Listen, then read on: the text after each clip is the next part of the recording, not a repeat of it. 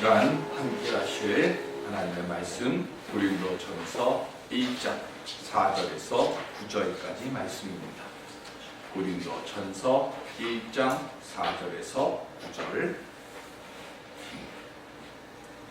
그리스도 예수 안에서 너희에게 주신 하나님의 은혜로 말미암아 내가 너희를 위하여 항상 하나님께 감사하노니 너희가 그 안에서 모든 일 곧 모든 언변과 모든 지식에 풍족하고 그리스도의 증거가 너희 중에 견고하게 되어 너희가 모든 은사에 부족함이 없이 우리 주 예수 그리스도의 나타나심을 기다리라. 주께서 너희를 우리 주 예수 그리스도의 날에 책망할 것이 없는 자로 끝까지 견고하게 하시리라. 너희를 불러 그의 아들 예수 그리스도 우리 주와 더불어 교제하게 하시는 하나님은 이쁘시도다. 아멘. 꺼지지 않는 능력의 성령 불 안고 돌아갈 수 있는 우리 모두가 될 수 있기를 주님의 이름으로 축원드립니다. 인생의 정의를 내리는 단어들이 참 많습니다. 인내, 소망, 사랑, 성공, 합격 이런 여러 가지의 말들이 있겠죠. 그런데 믿음을 가지고 살아가는 우리 성도들이 가져야 할 단어 중에 하나가 바로 기다림입니다. 재림하실 예수님을 기다리며 우리는 믿음의 걸음을 그리고 믿음의 길을 걸어가고 있습니다. 기다림의 삶을 살아가는 데 있어서 성도들에게는 두 가지의 모습이 있습니다. 출애굽기 25장에 나오는 말씀이 있는데요. 제가 이건 여기 구절을 안 올려놨는데 우리 한번 성경을 찾아보시죠. 출애굽기 25장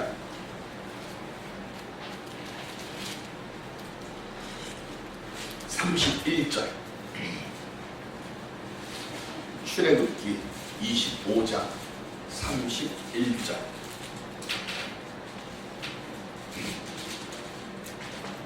함께 보실까요? 너는 순금으로 등잔대를 쳐 만들되 그 밑판과 줄기와 잔과 꽃받침과 꽃을 한 덩어리로 연결하고 40절. 시작. 너는 삼가 이 산에서 내게 보인 양식대로 할지니라. 아멘.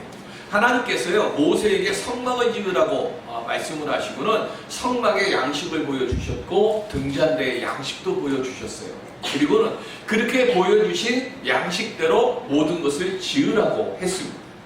그런데 구약 성경에는 등잔대라고 되어 있어요. 그런데 우리 요한계시록 1장 12절 그건 여기 써 있으니까 함께 보겠습니다. 시작. 몸을 돌이켜 나에게 말한 음성을 알아보려고 돌이킬 때에 7 금촛대를 보았는데 아멘.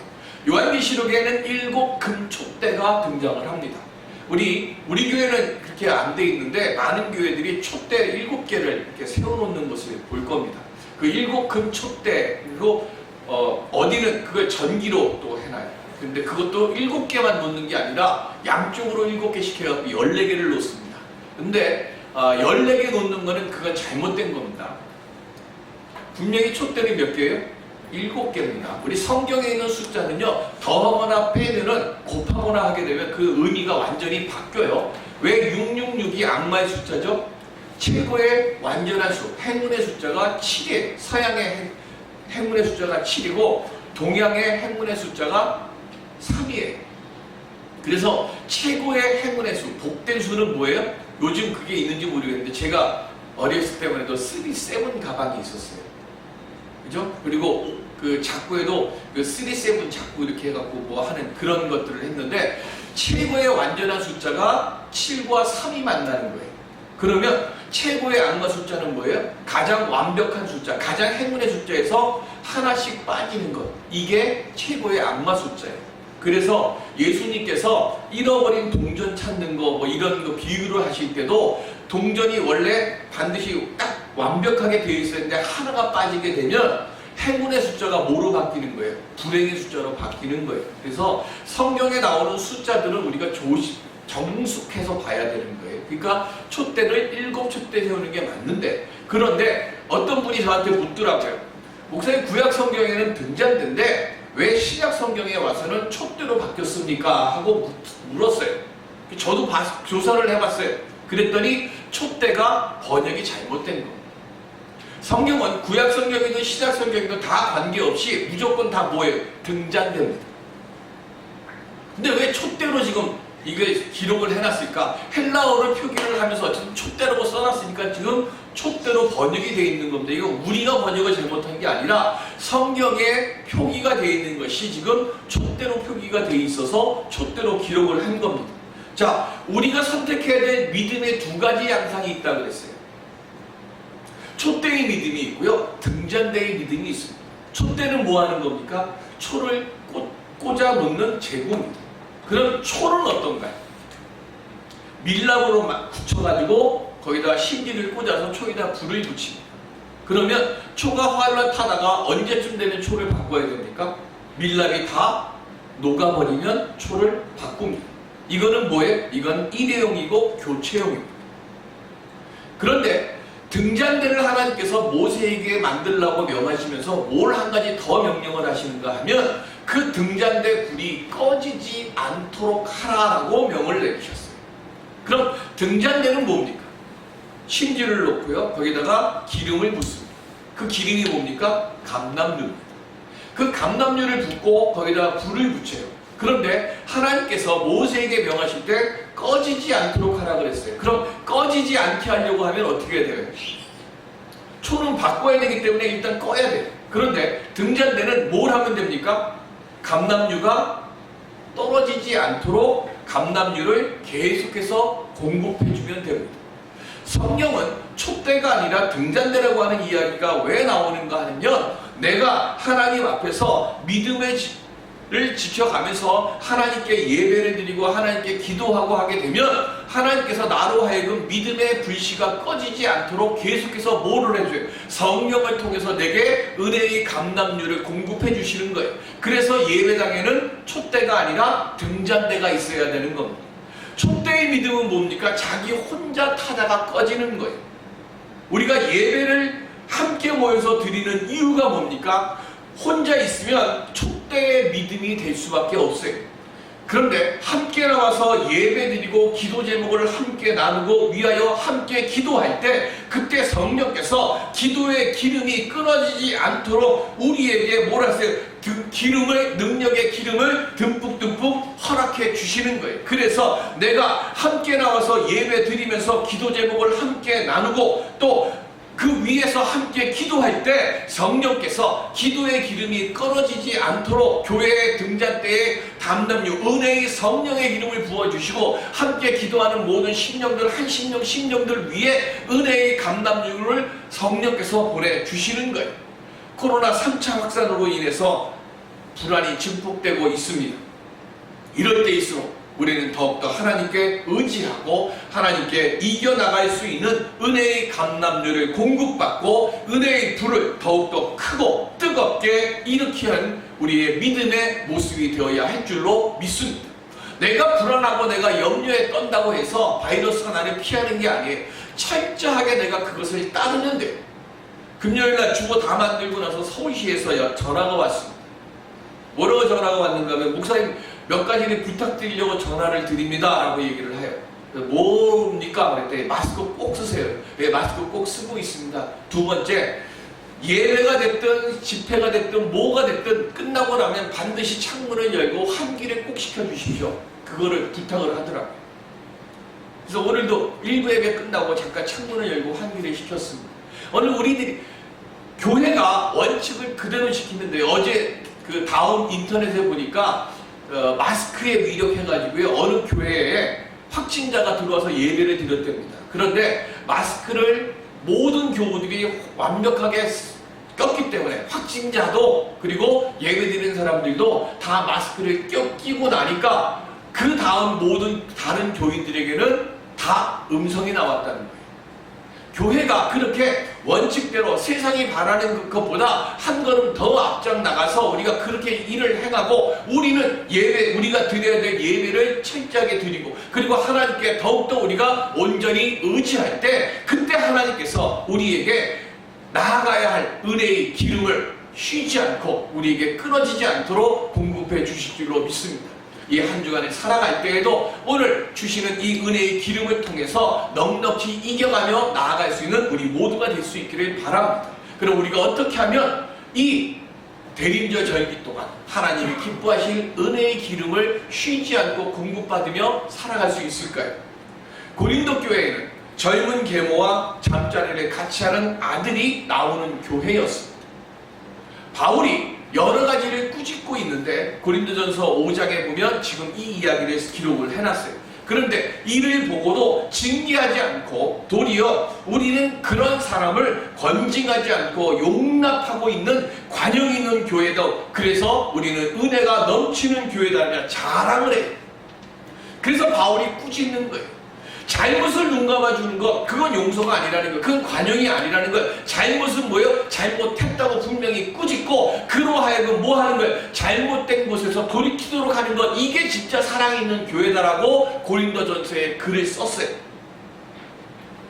교인들 간에 법원에 가서 재산 문제로 소송을 하고 성찬에 모여서 부자 교인들은 배부르게 먹고 가져온 포도주로 취할 정도로 마시면서도 가난한 교인들에게는 앉지도 못하게 하고 굶기는 교회, 그런 교회에다가 지금 편지를 쓰고 있는 것. 그런 교회에다가 편지를 쓰면 뭐라고 편지를 쓸까요? 바울은 근데 뭐라고 편지를 썼어요? 바울이 1년 6개월 동안 개척을 했습니다. 그리고 양육한 뒤에 3년이 지난 이 상태에서 바울에게 들려온 고린도 교회의 소식은 바울의 마음을 너무 아프게 한 거예요. 그래서 화를 내고 막 이렇게 할 것 같은데 고린도전서 1장 3절 시작. 하나님 우리 아버지와 주 예수 그리스도로부터 은혜와 평강이 있기를 원하노라. 아멘. 왜 이렇게 편지를 썼을까요?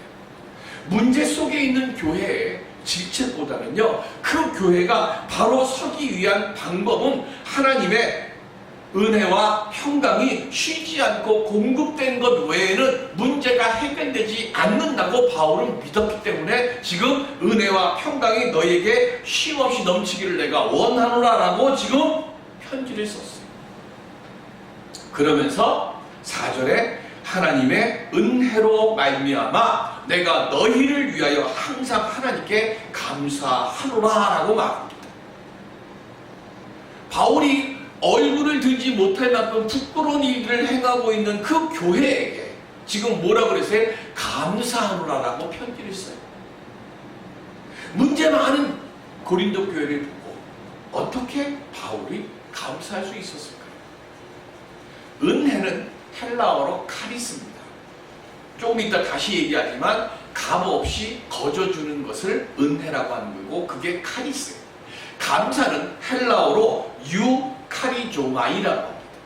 여기서 유라고 하는 말은 좋다라는 뜻이에요. 카리조마이는 카리스에 변형된 얘기예요. 그래서 감사, 유카리조마이, 이 말의 원뜻은 뭐냐면 주어진 은혜를 좋은 것으로 인정한다라는 것이 감사의 뜻이에요. 즉 내게 주어져 있는 상황이 어떤 상황이라 할지라도 이 상황을 지금 나는 뭐로 받아들이는 거예요? 좋은 것으로 받아들이는 마음, 그게 감사라는 거예요. 그러니까 내게 주어져 있는 어떤 상황, 이 상황 속에서 우리는 상황을 보며 불평하고 원망하고 그 앞에서 낙심하고 넘어질 때가 많아요. 그런데 바울은 우리에게 말합니다. 쉬지 말고 뭐 하라고요? 기도하라고, 범사에 감사하라고, 항상 기뻐하라고. 그 말의 뜻이 뭐예요? 감사의 뜻을 바울이 알고 있기 때문에 우리에게 이렇게 말씀하시는 거예요. 내게 주어져 있는 상황이 인간적인 눈으로 볼 때는 절대 좋은 게 아니에요. 그런데 하나님께서 이런 상황을 주셨음에도 불구하고 내가 뭐 하는 거예요? 모든 것을 좋은 것으로 받아들이고자 하는 마음을 갖게 되어지면, 그건 조금 이따가 제가 다시 설명을 하지만 그 상황이 바뀌어진다는 거예요. 지금 문제 많은 고린도 교회를 향해서 바울이 감사할 수 있었던 이유는 하나님께서 계속해서 고린도 교회를 향해서 은혜를 베풀어 주시는 것이고, 이 은혜를 베풀어 주신다는 이야기는 하나님께서 문제 많은 이 교회에 하나님이 쉬지 않고 역사하고 계시기 때문에 하나님이 고린도 교회를 지켜보시고 하나님께서 고린도 교회가 바로 설 수 있도록 인도해 주실 것이라고 하는 것을 믿기 때문에 감사한다는 거예요. 사랑의 반대말이 뭐죠? 사랑의 반대말이 원망입니까? 질투입니까? 아니죠. 사랑의 반대말은 무관심이에요. 아예 관심을 안 두는 게 이게 사랑의 반대말 아닙니까? 뭘 하든지 뭐 죽든지 살든지 뭐 하든지 아예 신경을 안 쓰는 거예요. 그 사람이 오든 뭐 하든 무슨 말을 하든 아예 대꾸를 안 해. 이게 뭐예요? 사랑의 반대말이에요. 하나님께서 고린도 교회를 보고 사도 바울이 고린도 교회를 보고 가슴을 치고 아파하는 건 뭐가 있어서 하는 거예요? 사랑이 있어서 하는 거예요. 너 왜 그렇게 사니? 우리가 왜 얘기해요? 사랑하니까 얘기하는 거예요. 그런데 아예 이제 사랑에 관심이 없어져 버려요. 무관심해 버려요. 그러면 어떻게 해요? 이게 가장 무서운 거예요. 고린도 교회에 하나님이 뭐가 있으신 거예요 지금? 사랑이 있으신 거예요. 그러니까 뭐 하시는 거예요? 혼내고 꾸짖고 꾸짖으시면서도 뭐 하시는 거예요? 그에게 은혜를 주시고 그들이 평강에 설 수 있도록 하나님이 계속해서 은혜의 빛을 주시는 거예요.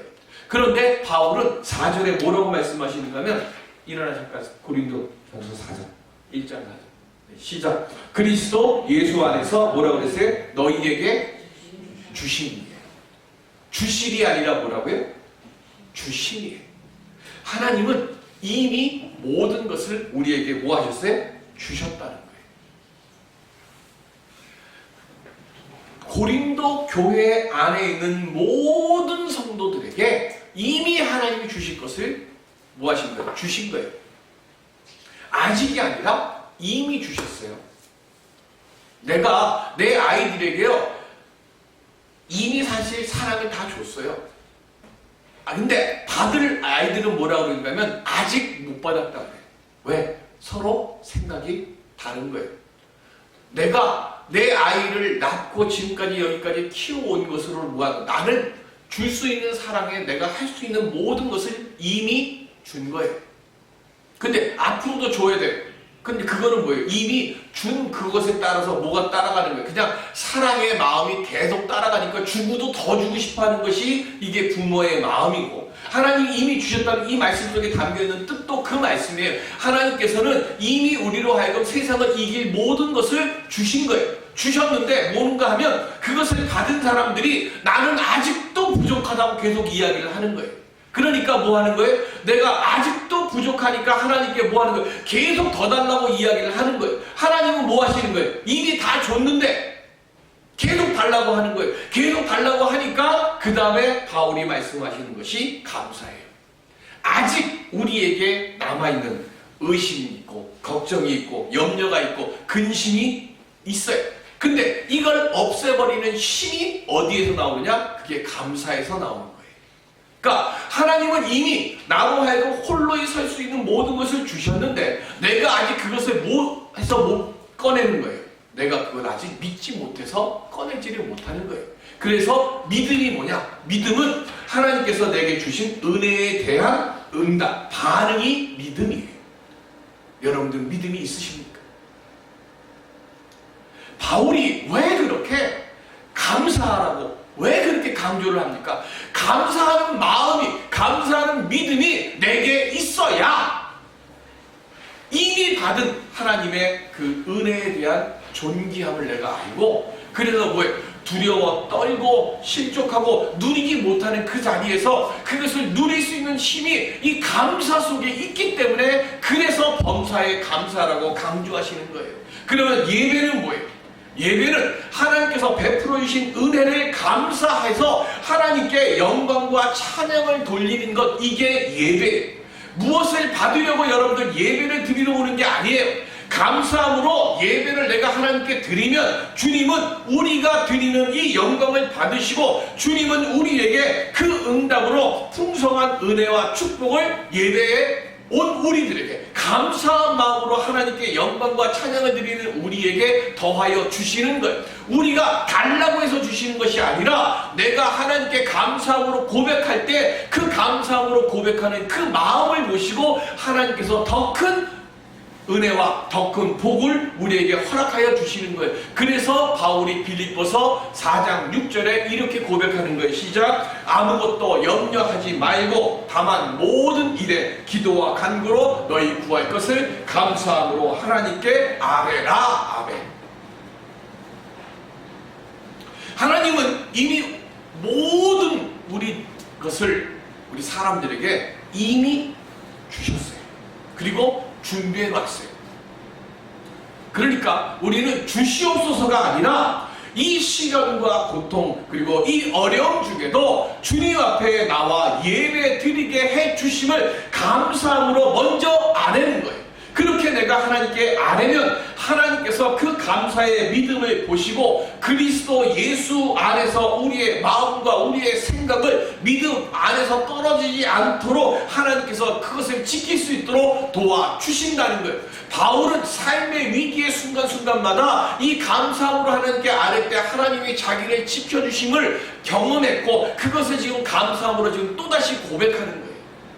이것을 확실하게 믿는 사람들에게 오늘 본문 6절에 그리스도의 증거가 견고하게 된다라고 말씀했어요.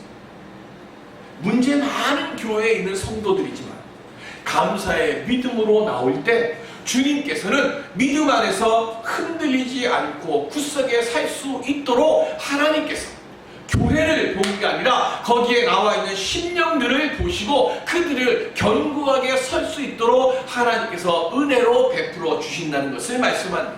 그리고 그 믿음의 털을 굳건하게 다져가면 주님께서 재림하실 때에 책망할 것이 없는 견고한 자가 되도록 하신다고 말씀하고 있는 것입니다. 이렇게 견고한 자가 되는 믿음을 가진 자들에게 하나님은 무엇을 주십니까? 오늘 보면 7절에 보면 너희가 모든 은사에 부족함이 없이 그랬어요. 제가 은혜, 은사, 은총 이거 수없이 말씀드려요. 그죠? 은혜는 모든 사람들이 알든지 모르든지 하나님께서 그냥 다 주시는 게 은혜예요.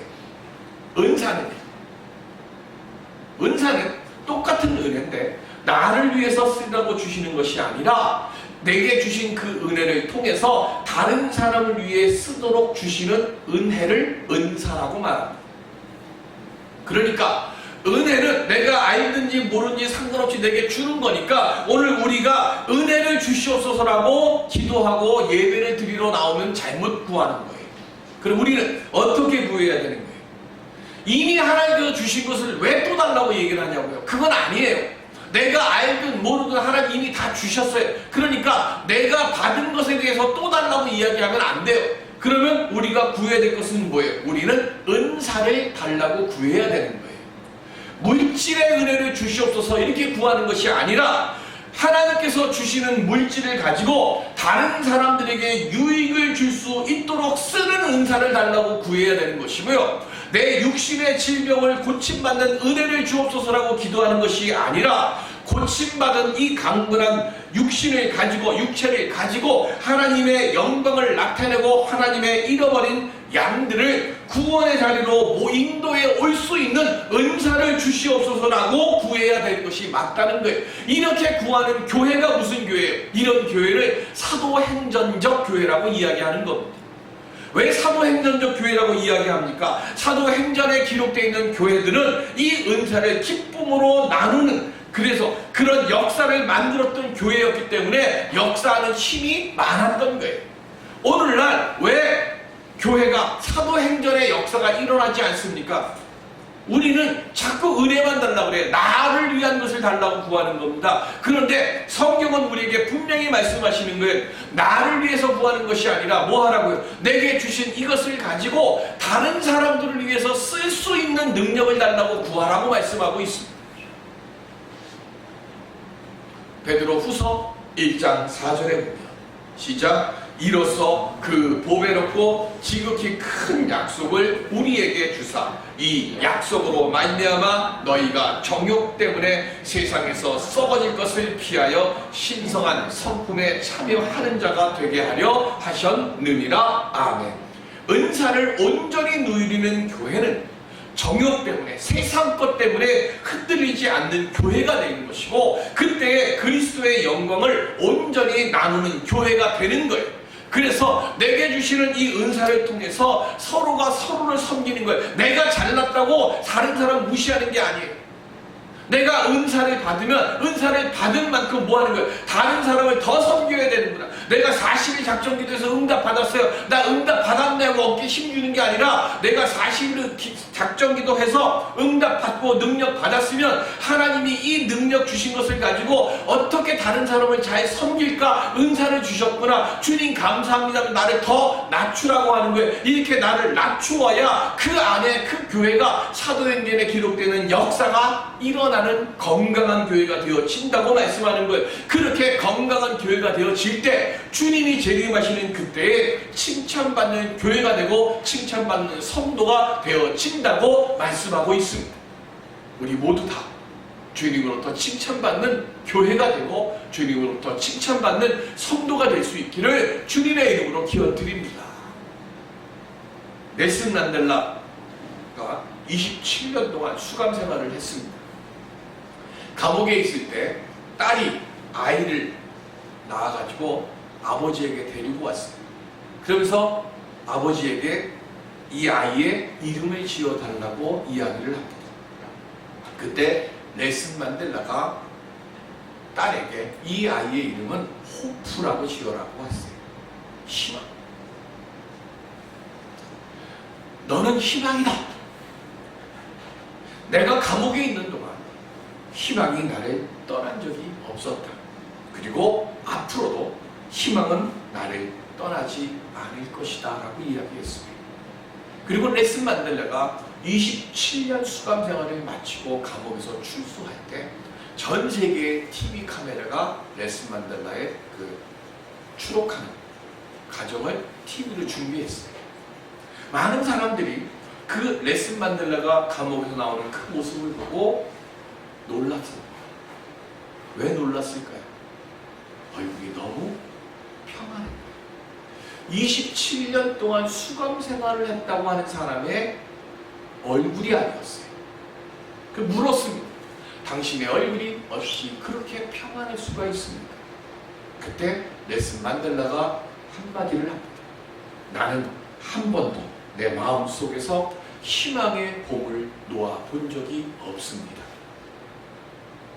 인생을 살다 보면 실수할 때도 있고요, 실패할 때도 있고요, 그리고 오해받고 누명받고 억울하게 옥생활도 하고 분명히 바른 일을 하는데 잘못된 권력에 의해서 내가 괴로움을 당할 수도 있습니다. 그런데 만델라는 그 잘못된 앞에서도 뭐 했어요? 절대 그는 분노하지 않았습니다. 그리고 그 마음속에 언젠가는 정의가 승리할 것이다 라고 하는 것을 믿어 의심치 않았습니다. 그래서 희망의 봄을 한 번도 나는 놓아본 적이 없다고 이야기를 한 거예요. 그래서 그가 대통령에 당선된 뒤에 어떻게 합니까? 복수 안 했습니다. 오히려 자기를 핍박하고 탄압했던 사람들과 함께 손을 맞잡고 더 좋은 남아프리카 공화국을 만들자고 합력해서 선을 만들자고 그들에게 직분들을 맡겨 주었습니다. 대림절 기간에 먼저 우리는 내 안에 회개할 기도의 제목은 없는지 돌이켜보는 오늘 우리들의 심령들이 될 수 있기를 바랍니다. 그리고 난 뒤에 감사의 마음으로 내 자신을 지켜가고 그리고 소망의 끈을 내가 놓지 않게 해 주옵시고 그리고 은사를 기쁨으로 나누는 교회가 되고 성도가 될 수 있게 해 주시옵소서. 기도할 수 있는 우리들이 되어야 할 줄로 믿습니다. 우리가 그렇게 주님 앞에 기도할 때 그때 주님께서 꺼지지 않는 등잔대 교회가 되도록 성령의 역사를 우리의 예배 시간마다 우리의 기도의 자리마다 더하여 주심을 체험하게 될 줄로 믿습니다. 상황과 환경에 넘어지지 말고 그 모든 상황에서 이기도록 끊임없이 은사를 주시는 하나님의 손길을 경험하는 우리 모두가 되어서 성령의 역사의 열매를 아름답게 맺는 대림절을 지내는 우리 모두가 될 수 있기를 주님의 이름으로 축원드립니다. 기도하겠습니다.